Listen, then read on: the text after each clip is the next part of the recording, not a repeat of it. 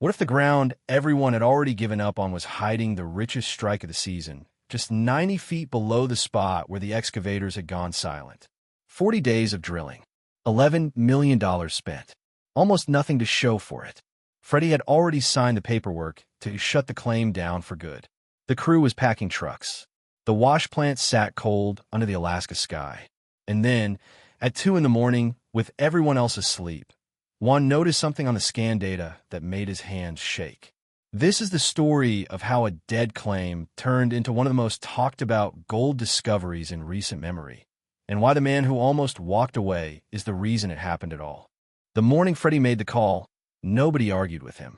They'd been out on the claim for almost 6 weeks, grinding through frozen, overburdened, moving pay dirt that kept coming back with numbers too small to justify the fuel it took to dig it. Freddy had run mining operations long enough to know when a claim was talking to you and when it had gone quiet. This one had gone quiet weeks ago, and he'd kept the crew on anyway, hoping the next cut would turn things around. It never did. The bank account told the real story better than any excavator operator could. Almost $11 million in, and the recovery numbers were barely covering fuel and payroll, let alone turning a profit. When the last set of assay results came back that week, Freddy sat with them at the folding table in the site office for close to an hour before he said anything to anyone. Then he called the crew together and told them straight. They were done. The claim wasn't producing, and there was no responsible way to keep burning investor money chasing a number that wasn't there. Nobody was shocked, exactly, but the mood on site dropped fast. Some of the younger guys on the crew had never been through a shutdown before, and they didn't know what to do with themselves. Older hands who'd seen claims come and go just started coiling hoses and loading gear onto flatbeds, because that's what you do. Within 2 days, 3 of the 5 excavators had been shut down completely, drained, and prepped for transport. The wash plant, which had been running almost around the clock for over a month, sat still for the first time since the operation started. Fuel deliveries were canceled. The catering contract was cut. It's a strange kind of silence that settles over a mine site once the machines stop, like the whole valley is holding its breath. Freddy walked the site one last time that evening, checking equipment, signing off on the shutdown log, doing the unglamorous paperwork that comes with closing out a claim that didn't pan out. By the time the sun went down, most of the crew had already left for town. Only a skeleton team stayed behind to finish securing the equipment. Juan was one of the ones who stayed. He wasn't part of the shutdown crew, not officially. He ran the geological data for the operation, the guy who spent his days buried in scan reports and core logs while everyone else was out on the machines. He'd been quiet during the shutdown announcement, quieter than usual, and a couple of the guys noticed it, but figured he was just as disappointed as the rest of them. What they didn't know was that Juan had spent the last several nights going back through the deep scan data from the last round of drilling, the data nobody had fully reviewed because the operation was already winding down by the time it came in. He wasn't ready to let it go. Not yet. That night, after the last truck pulled out and the site went dark except for a couple of security lights, Juan sat alone in the site office with 3 laptops open and a stack of printed core logs in front of him. He started where he always started, at the surface layer, working his way down through the scan data the same way he had 100 times before on this claim. Nothing unusual in the upper layers, which matched everything they'd already found. But when he got down to the deepest readings, close to 90 feet, near the bedrock contact, something caught his eye that he almost scrolled past. A narrow band, barely wider than a driveway on the map, where the density readings jumped in a way he hadn't seen anywhere else on the claim. He assumed it was a data error at first. Sensor drift, a bad calibration, something mechanical rather than geological. He pulled up the raw numbers from 3 separate scan passes to check, because a real signal should show up consistently across multiple readings, while an equipment glitch usually doesn't. All 3 passes showed the same anomaly in the same location at almost the same depth. That ruled out a simple sensor problem. Juan sat back in his chair and stared at the screen for a long time. He'd been doing this work long enough to know that unusual readings don't automatically mean gold. Plenty of anomalies turn out to be nothing, a pocket of different soil composition, an old buried object, groundwater, doing strange things to the signal. But the shape of this one bothered him. It wasn't a blob or a random pocket. It had a defined edge running in a fairly consistent direction, the kind of pattern you sometimes see when there's an old buried channel, a place where moving water once concentrated heavier material before the landscape changed around it. He pulled the historical records for the claim, the notes from prior operators going back years, and found a brief mention of this same general area being tested a long time ago and written off as low-grade ground not worth the effort. Nobody had gone back to check it since. He knew what he was looking at wasn't proof of anything. It was a reason to ask one more question before the claim got locked up for good. The problem was that the operation had already been shut down. Investors had been notified. Equipment was being pulled. Asking Freddy to authorize new drilling on a claim they'd just spent a full day shutting down was not a conversation one was looking forward to. But he also knew that if he didn't say something now, this data would sit in a file somewhere and nobody would ever look at it again. So early the next morning, before most of the crew had even made it back to the site to finish loading equipment, Juan found Freddy by the trucks and asked for 10 minutes. Freddy listened. That's one thing about him that Juan had always respected. Whatever else was going on, he'd hear you out before making a call. Juan walked him through the anomaly, the consistency across scanned passes, the shape of the pattern, the old notes about the area being written off without much testing. Freddy asked the obvious question. How confident was Juan that this was actually gold and not just an interesting shape on a screen? Juan was honest with him. He couldn't be certain without a physical sample. Nobody could.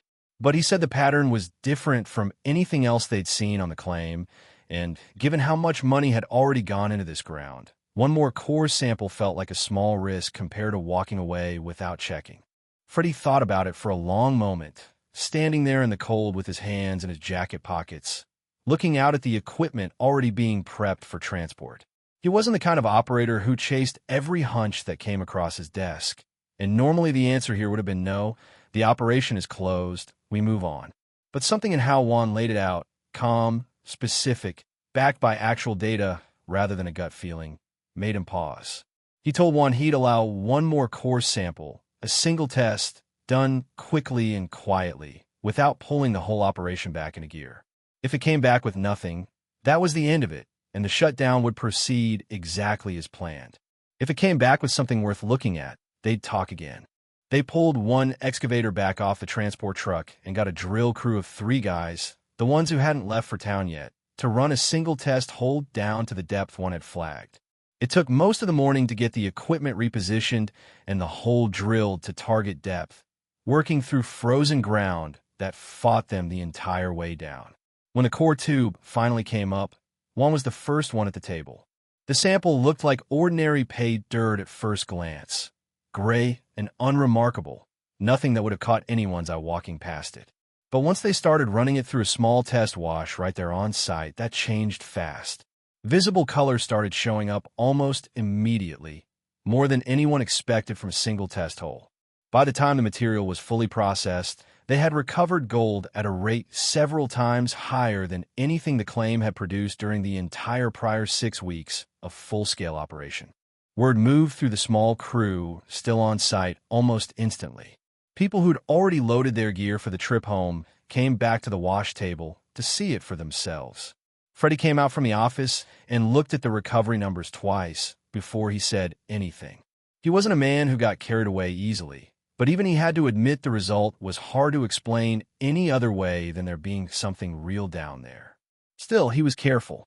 A single test sample, however promising, is not the same as a proven deposit, and he'd been in this business long enough to have seen good numbers on one sample lead nowhere once a wider area got tested. But it was enough to change the calculus entirely. Instead of finishing the shutdown, Freddy made the call to bring back a limited crew and run a proper test program on that specific zone before making any final decision about the claim's future. Over the next several days, they drilled a series of additional holes around the original anomaly, mapping out how far the pattern extended in each direction. The results weren't uniform. Some holes came back modest, closer to what the rest of the claim had already shown. But the core of the anomaly, the narrow band one had first spotted on the scan data, kept producing numbers well above anything else on the property.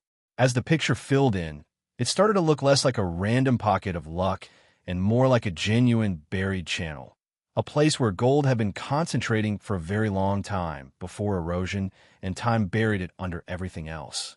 Freddy brought in an outside consultant to review the data independently, because at this point, too much money was potentially on the table to rely only on the crew's own read of the numbers. The consultant's assessment lined up with what one had already found, describing it as a legitimate high-grade zone that had likely been missed by earlier operators because it sat below the depth most surface testing typically reaches. With that confirmation in hand, Freddy made the decision to fully reverse the shutdown. Equipment that had already been loaded for transport was unloaded again. The crew that had scattered back to town got calls asking them to come back. Fuel deliveries resumed. It was an unusual position to be in, reopening an operation that had just been closed days earlier, and there was a real cost to it beyond the obvious embarrassment. Restarting fully meant additional expense on top of the $11 million already spent, and there was no guarantee the wider deposit would perform the way the test holes suggested once full-scale extraction began. But Freddy had run enough claims to know that this kind of signal, consistent across multiple independent tests and confirmed by an outside review, was not something you walked away from out of pride or embarrassment about the earlier call. Production ramped up carefully at first, since nobody wanted to overcommit machinery and manpower to a zone that might not sustain the early numbers once larger volumes of material started moving through the wash plant. But as the first full weeks of renewed operation went by, the recovery held. It didn't just hold, it climbed as the crew got better at targeting the richest part of the channel and adjusting their approach to the way the material was actually behaving underground rather than how it looked on paper. Daily recovery numbers that had once struggled to justify basic operating costs were now consistently coming in at levels the crew hadn't seen anywhere else on the claim, and in some cases anywhere else in their careers. Independent estimates of the total value of the zone, based on the extent mapped so far and the grade being recovered, put the figure in the neighborhood of $170 million, though everyone involved was careful to note that estimates like that carry real uncertainty until a much larger area has been fully worked.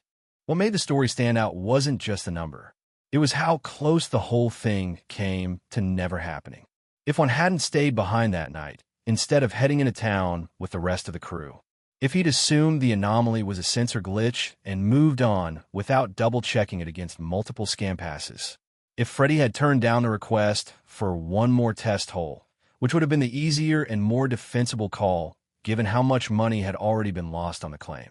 Any one of those moments going differently, and the operation would have shut down permanently, the equipment would have been sold off, and whatever sits in that ground would likely still be sitting there today, unknown and untouched. Freddy has talked since then about how close he came to saying no, and about the discipline it took to reopen an operation he just spent real effort shutting down. It's not an easy thing to admit you might have been wrong at the exact moment you thought you'd made the responsible, prudent call. But he's also been clear that the decision to check one more time wasn't reckless. It was a calculated, low-cost test against a specific, well-supported piece of data, not a blind gamble to chase a rumor. That distinction matters in an industry where plenty of operations have burned through investor money-chasing hunches that never had real evidence behind them in the first place. For Juan, the whole experience changed how the rest of the crew looked at the geological side of the operation.